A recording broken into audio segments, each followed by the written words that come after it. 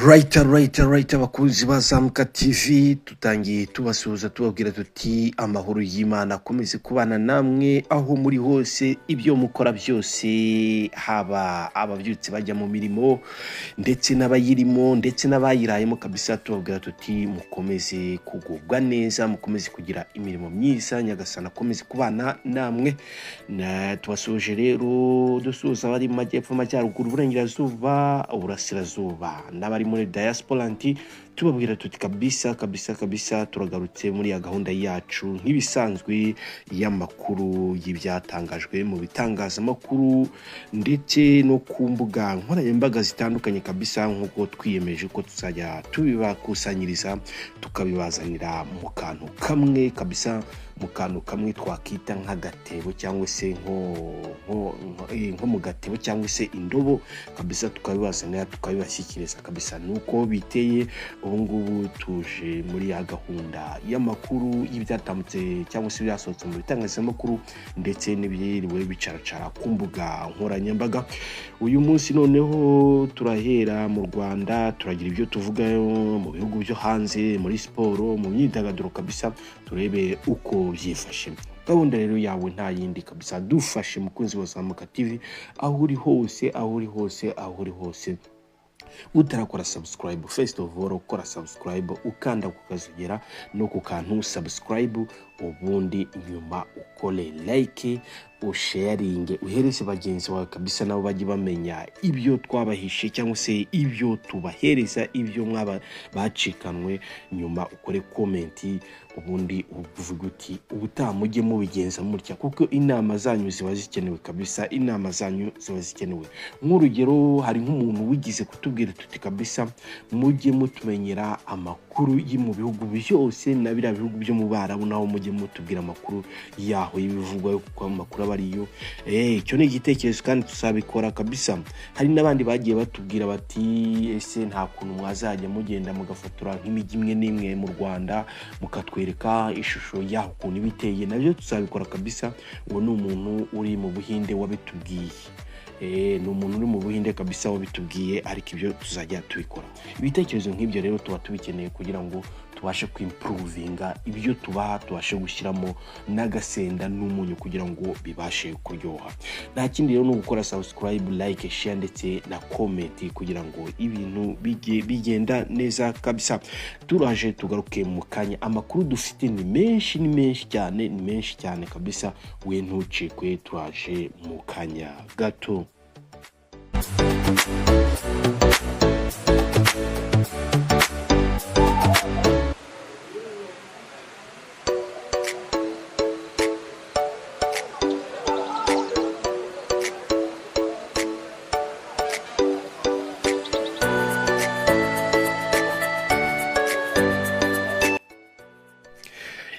Murakoze cyane, yes bakunzi ba Zamuka TV. Inkuru duhereyeho kabisa mu byasohotse mu bitangazamakuru ku itariki yabanje ndetse n'ubu ngubu kabisa.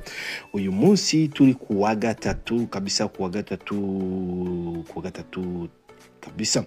No kuvuga ngo mu nkuru duhereyeho uyu munsi duhereye ku nkuru ya Robertinho, umutoza wahoze ari umutoza wa Rayon Sport yari mubereyemo umwenda, byari byatumye FIFA ihagarika kugura abakinnyi kuri iyi kipe. No kuvuga ngo Rayon Sport yari yarategetswe n'ishyirahamwe rya ruhago ku isi FIFA kwishyura umutoza Robertinho ibihumbi 22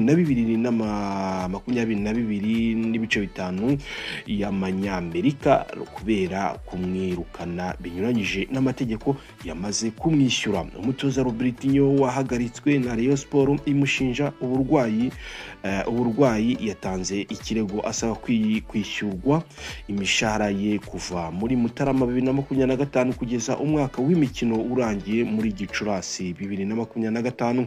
Kwa 12 Kanama 2025 FIFA yamenyesheje impande zombi ko iyi kipe ifite iminsi 45 n'atanu gusa yo kuba yishyuye uwayireze ibihumbi 22 n'amafaranga 500 y'amadolari. Ni iminsi yarenze kuko iyi kipe yari ifite ibibazo bya mikoro bikomatanyije n'iby'ubwumvikane buke mu bayiyobora. Nk'ikipe yitabiriye amajonjora ya CAF Confederation Cup, impuzamashyirahamwe ya ruhago muri Afurika, CAF yayigeneye agahimbazamusyi kangana n'ibihumbi 100. Aya mafaranga yamaze kuyigera mu ntoki niyo yavuyemo ayo yishyura Robertinho Oliveira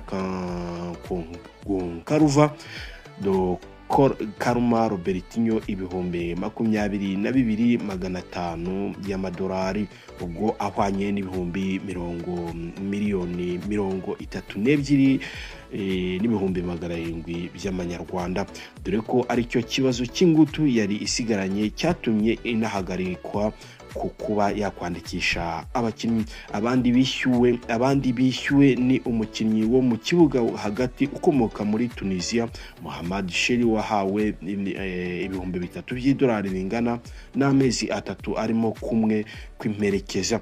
N'umutoza wungirije ari we Azuzuro Rotifi, wahawe amezi 2 angana n'ibihumbi 3 kugira ngo batandukane.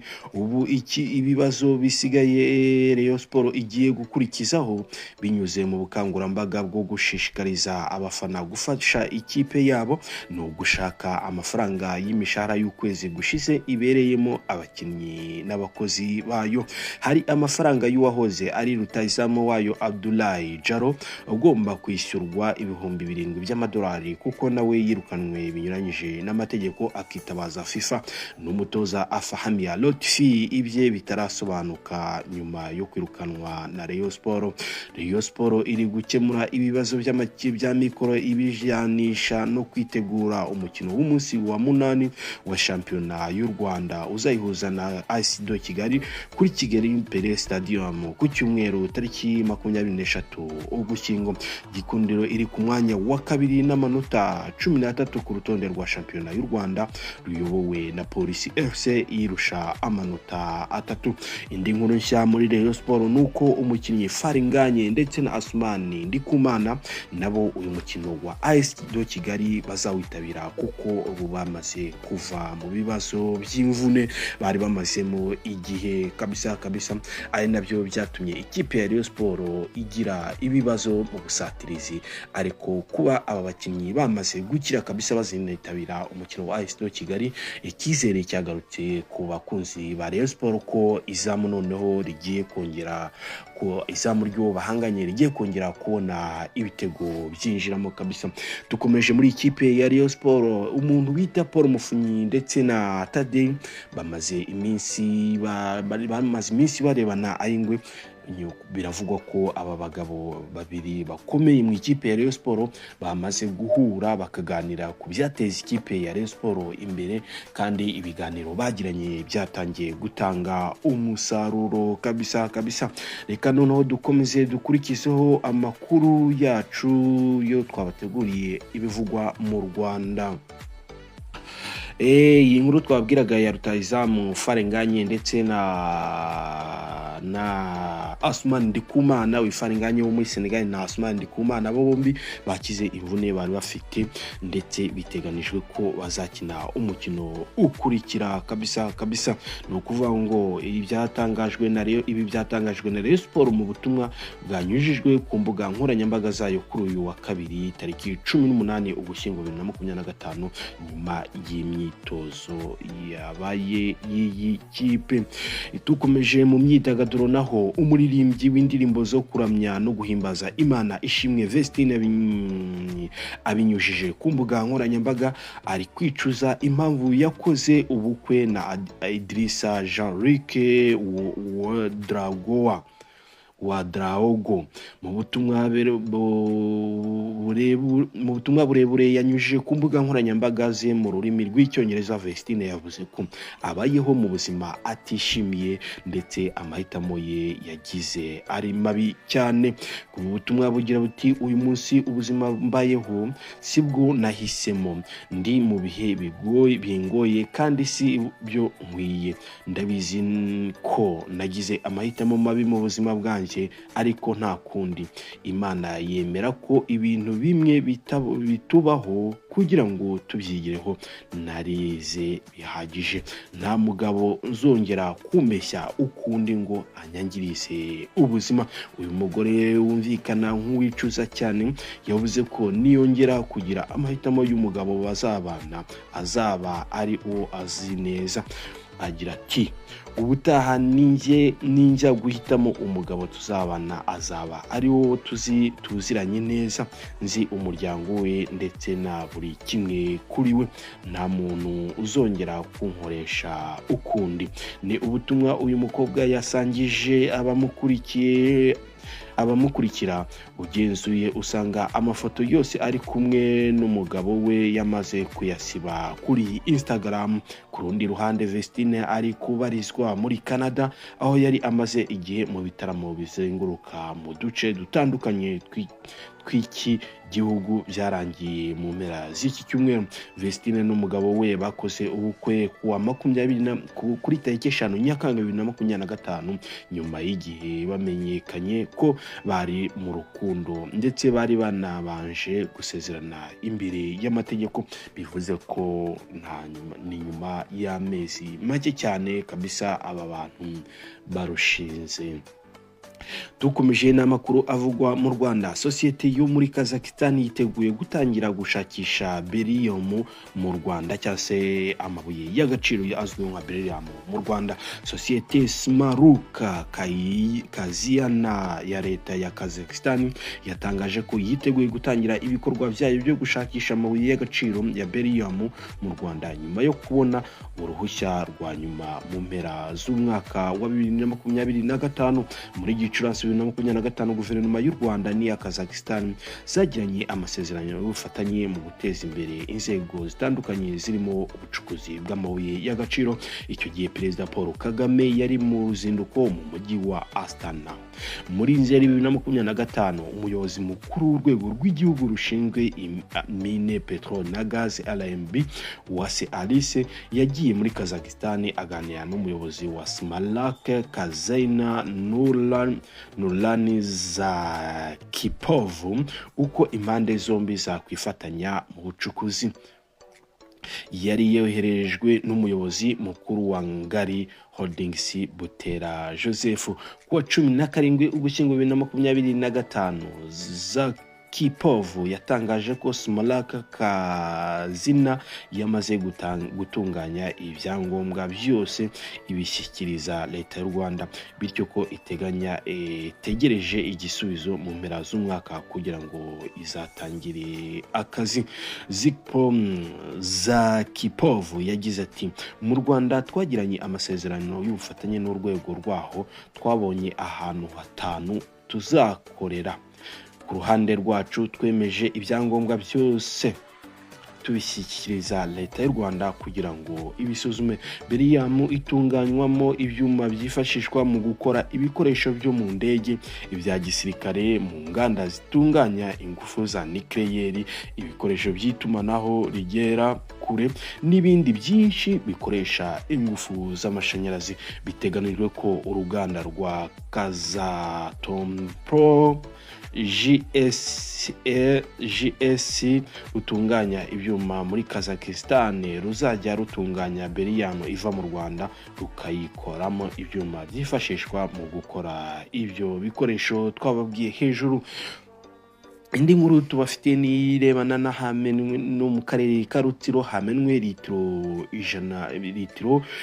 ibihumbi 17 z'inzoga zengwaga hisunzwe isabune. Ubuyobozi bw'akarere ka Rutsiro bwagaragaje ko mu minsi 8 ishize hafashwe ndetse hamenwa litiro z'inzoga zirenga litiro ibihumbi 17 zirimo iyakorwaga hifashishijwe isabune. Mu nzoga zamenwe harimo litiro ibihumbi 16 byitwa Ifeza yengerwaga mu murenge wa Kivumu.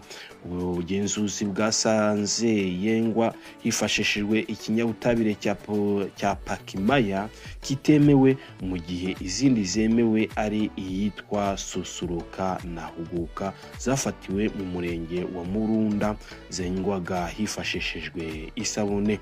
Barakagenda na Sylvestre washinze uruganda adafite uruhushya rukora inzoga yitwa Susuruka na Huguka yasanzwe akoresha ibikoresho bitemewe kandi bitujuje ubuziranenge, birimo amacupa ya plastike yatoragurwaga nyuma yo kuvanwamo imitobe, acibwa amande ya miliyoni zirenga 11 z'amanyarwanda. Mu byo yafatanwe kuwa 16 Ugushyingo 2025 harimo amacupa 20 ya plastike yashyirwagamo inzoga, amakese 15 arimo inzoga n'amajerekani 12 y'inzoga, byose hamwe bibarirwa muri litiro zirenga 1000. Muri uruganda rwa Barakagendana hasanzwe umwanda ukabije, gukoresha ibinyabutabire bitemewe birimo isabune yasanzwe kandi akoresha ibirango bigaragaza ko akorera i Karongi kandi akorera Rutsiro. Tariki 8 Ugushyingo 2025 mu murenge wa Kivumu, akagari ka Bunyunju, mu mudugudu wa Mpinga hakozwe ubugenzuzi bw'isuku n'ubuziranenge busanga uruganda rufite ibyangombwa rwenga ikinyobwa cyitwa Ifeza narwo rufite ibibazo bitandukanye. Uru ruganda rwahise rufungwa by'agateganyo kugeza runogeje uburyo bw'isuku, ndetse na litiro z'inzoga ibihumbi 16 zikamenwa, zirimo izari zikiri gukorwa n'izindi zari zaramaze gufungwa mu macupa.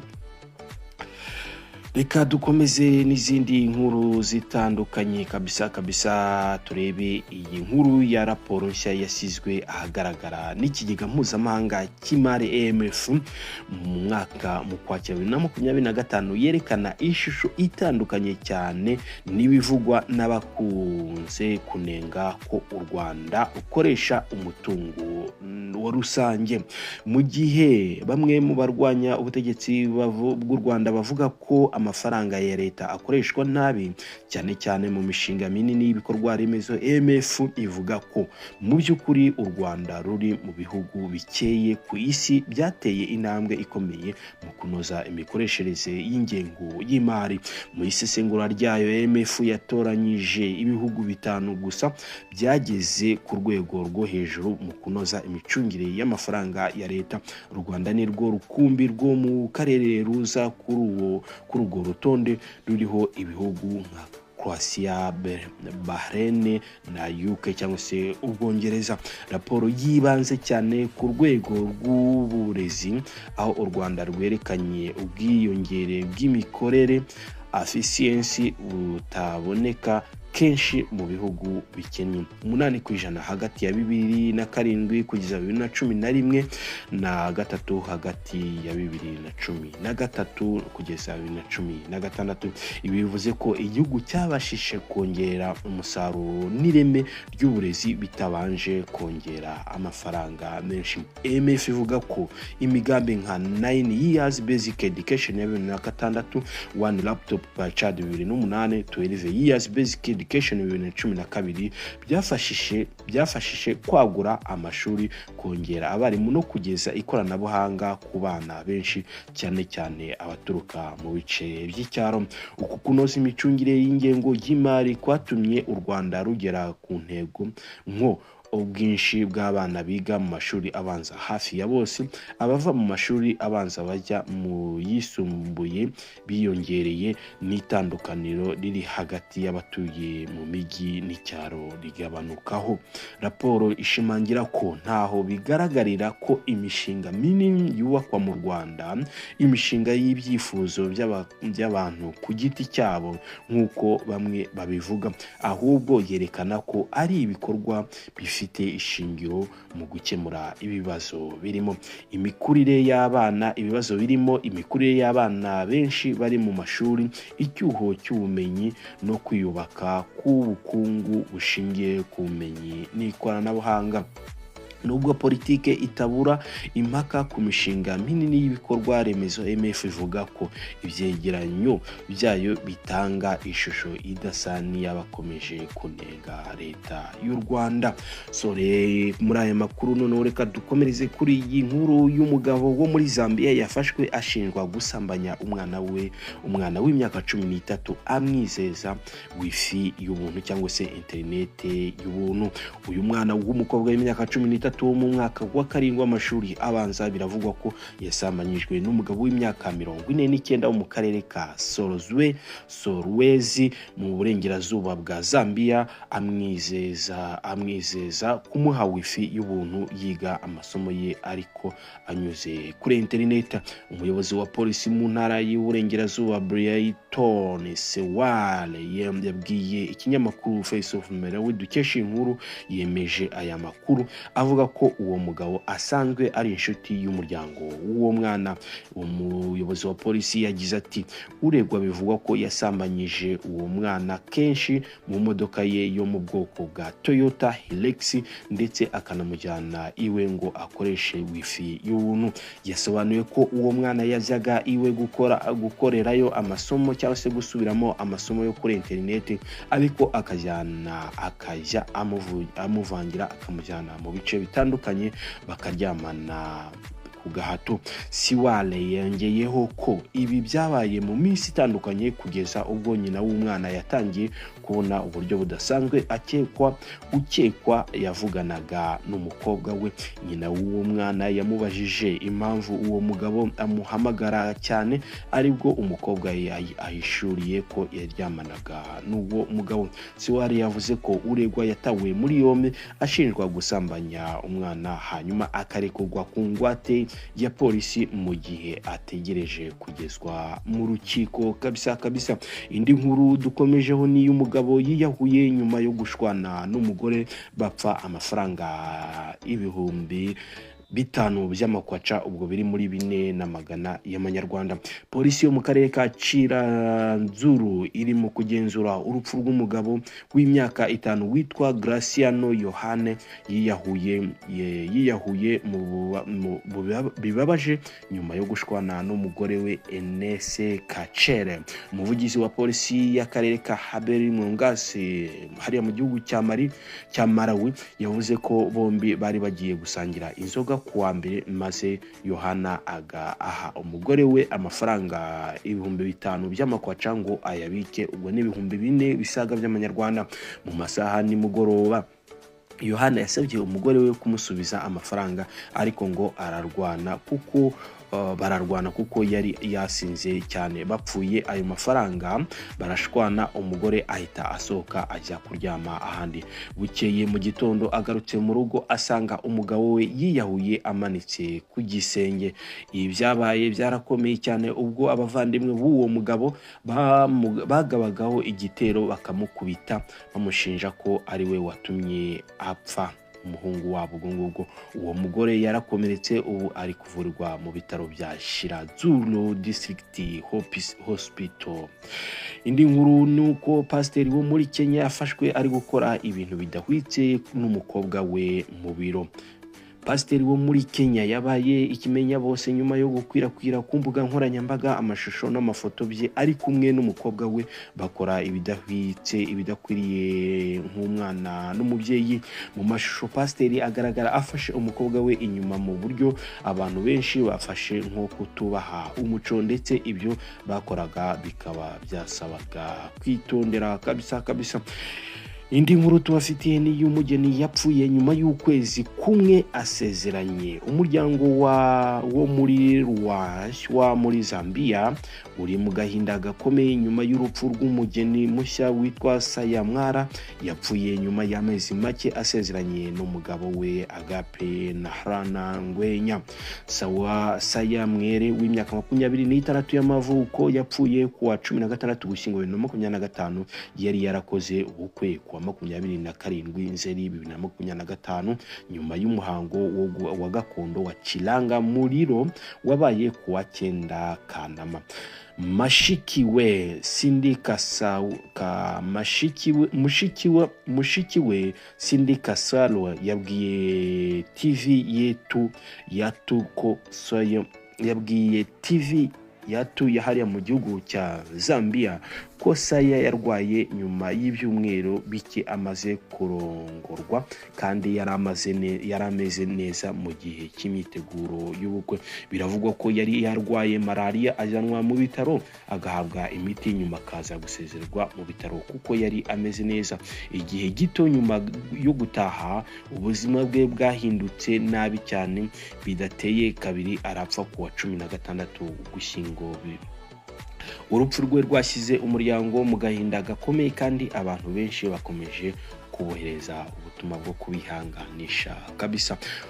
Umugore indi nkuru tubafitiye umugore yabyariye impanga enye ku bitaro bya Chikwa kwa district. Umugore w'imyaka 38 witwa Sayena Biziwiki wo mu mudugudu wa Mwanapwa mu rwego rwa gakondo rwa Mpika muri Taylor yabyariye abana 4 b'abahungu ku bitaro bya Chikwawa District Hospital nkuko umuvugizi w'ibitaro bya Setiye Piriminta abitangaza kuri inkuru dukesha Face of Malawi. Kubyara kwagenze neza kandi umubyeyi n'abana bose bari mu bihe byiza. Piriminta yemeje ko ibitaro byakiriye kandi bishyigikiye ubusabe bw'umubyeyi bwo gusaba ubufasha.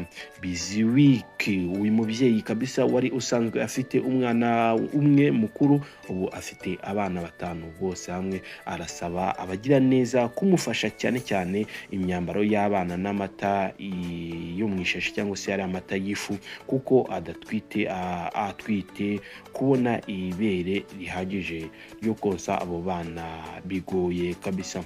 Ibitaro byasabye abantu ku giti cyabo cyangwa imiryango ishaka gutanga ubufasha kubinyuza mu muyoboro ubigenewe kabisa w'ibitaro. Dusimbukire mu gihugu cy'u Burundi kabisa naho ntabwo bwikera kabiri. Urubuga rw'ubucukuzi bw'amabuye y'agaciro muri Bubanza rutumye abayobozi 2 bakurwa mu nshingano mu cyumweru kimwe. Bujumbura kuwa 16 Ugushyingo 2025 hashize iminsi 2 gusa havuyeyo umuyobozi w'akarere ka Bubanza tariki 31 Ukwakira. None n'umupolisi wari ukuriye intara Epitase Gitamira nawe yahagaritswe ku mirimo. No kuvuga ngo tariki ya 31 Ukwakira nani kuri tariki ya 16 Ukwakira 8 Ugushyingo hashize iminsi 2 gusa havuyeho umuyobozi w'akarere ka Bubanza tariki ya 31 Ukwakira n'umuyobozi wa polisi ukuriye polisi Epitasi Gitamira nawe yahagaritswe ku mirimo nkuko aho inkuru idukesha Source Media Burundi ibitangaza abivuga. Aba bombi bashinjwa kugira uruhari mu kibazo kimwe kijyanye n'ubucukuzi bw'amabuye y'agaciro mu gace ka Ntamba mu karere ka Bubanza mu ntara ya Bujumbura y'Uburengerazuba. Amakuru avuga ko Gitamira ubu afungiwe mu rugo rwe nta basirikare bamurinda, nta modoka ya leta afite kandi nta buryo bw'itumanaho bw'akazi yemerewe gukoresha. Icyemezo cyo kumuhagarika cyakurikiwe no kumusaba ibisobanuro byatanzwe kuwa mbere tariki 3 Ugushyingo n'umupolisi uyobora akarere k'Intara. Ariko nkuko umwe mu babikurikiranira hafi abivuga, iyo baruwa yasohotse ntiyizewe, ntiramugeraho. Ibaruwa isohotse ntiramugeraho. Iki kibazo cyakomotse ku byabereye kuri site y'ubucukuzi ya Ntamba, ahaboneka cyane kuruta umwe mu mabuye y'agaciro akomeye kandi ahendutse ku isoko mpuzamahanga. Uyu mwanya wahoze ucukurwa n'ishyirahamwe ry'abaturage, ariko ubu uri mu makimbirane hagati y'impande zitandukanye, harimo n'ikigo cy'urubyiruko giterwa inkunga na Payeje, umushinga wa leta wita ku rubyiruko, kikaba gisanzwe gikora kuri site ya Gahogoro. Ikigo cyahoze gicukura ngo kirukanwe hagashyirwaho iki gishya, bituma umwuka uba mubi cyane kabisa. Indi nkuru tubafitiye ni inkuru yashyizweho undi usimbura muri abangaba, noneho hashyizweho usimbura Gatamira wari ushinzwe umutekano ku wa 5 tariki 14 Ugushyingo 2025. Minisitiri w'umutekano yahaye Colonel Silvatoro Simbananiye inshingano zo kuyobora polisi y'intara ya Bubanza mu mwanya wa Epitase Gitamara kabisa. Ngayo nguko nuko ibintu byari byifashe. Itsinda ry'abasirikare bakuru bo mu indi nkuru tubafitiye nuko nirebana no muri Repubulika Iharanira Demokarasi ya Kongo. Itsinda ry'abasirikare bakuru bo mu ngabo za Repubulika Iharanira Demokarasi ya Kongo FARDC mu mpera z'ukwezi gushize ryagiriye uruzinduko rwihishwa i Tel Aviv muri Israel rugamije kugura intwaro n'ibikoresho bya gisirikare. Ni uruzinduko intumwa za RDC zari zigiye kuganiramo n'abahagarariye sosiyete icuruza ibikoresho bya gisirikare yo muri Israel ya RBT System. Amakuru avuga ko kuri ubu impande zombi ziri mu biganiro by'ibanga bishobora gusiga Kinshasa iguze intwaro z'abanya-Israel. Mu butumwa mu ntumwa za Kongo Kinshasa, amakuru avuga ko ziherutse i Tel Aviv harimo umugaba mukuru w'ingabo za kiriya gihugu Lieutenant General Jules Banza Mwirambwe wari kumwe na bajenerali Bernard Kariba Tati na Emmanuel Kaputa Kasenga. Undi ni Kahumbu mu Mandungu Bula uzwi nka Kao, usanzwe ari umujyanama wihariye wa Perezida Felix Antoine Tshisekedi, ari nawe ukunze kugaragara cyane na dosiye za gisirikare. Africa Intelligence dukesha iyi nkuru ivuga ko uruzinduko rw'abariya bagabo uko ari bane rwari rugamije kuganira ku bijyanye n'uko Kinshasa yagirana amasezerano manini na RBT System arebana no kugura ibisasu bya Mortier bya 120 mm, system zirasa drone zishyirwa ku modoka ndetse n'ibikoresho bya radio n'iby'itumanaho. Bivugwa ko nubwo leta ya RDC imaze igihe iri mu biganiro n'u Rwanda ndetse n'umutwe wa AFC M23 mu rwego rwo guhosha amakimbirane ari hagati ya ziriya mpande uko ari eshatu, ku rundi ruhande ishaka kongera vuba ibishoboka ubushobozi bw'igisirikare cyayo nyuma yo gukubitwa ahababaza na M23 mu ntangiriro z'uyu mwaka bikarangira yigaruriye imijyi ya Goma na Bukavu.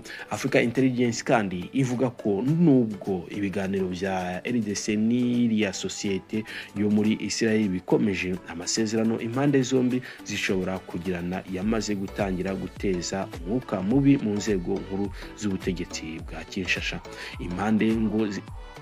Impamvu ngo ni uko Kinshasa bakeka ko RBT System iri mu nganda zikora ibikoresho bya gisirikare zikomeye muri Israel yaba yarigize kugurisha ingabo z'u Rwanda ibisasu bya Mortier bya 120 mm.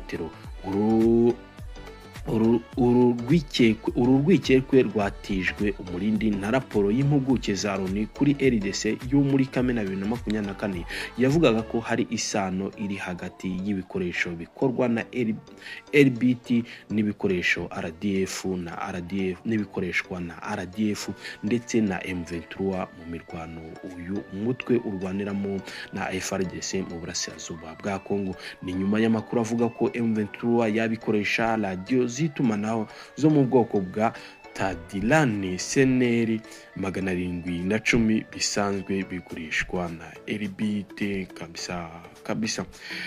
Amakuru rero twari tubafitiye n'aya ngaya, twabwira tuti hazana kagaruka kabisa. Mwakoze kubana natwe, icyo tubasaba no gukora subscribe, like, share ndetse na comment kugira ngo amakuru yacu aje abageraho ku gihe kabisa, ibintu byihuse cyane kabisa.